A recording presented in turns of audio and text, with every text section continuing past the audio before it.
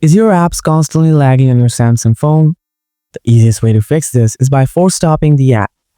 In this video, I'll show you 2 simple ways to force stop any app on your phone. Let's get started. Method 1. Using app settings. Open up the settings, scroll down a little bit, then find out the apps. Now tap on it.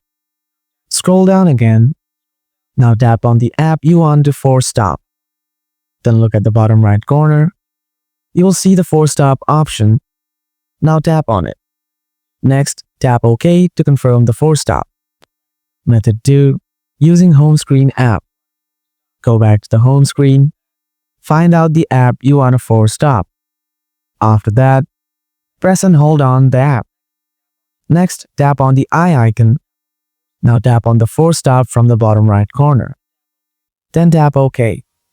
That's it for today. If this video helped you, please hit the like button. If you have any questions, just ask in the comments below.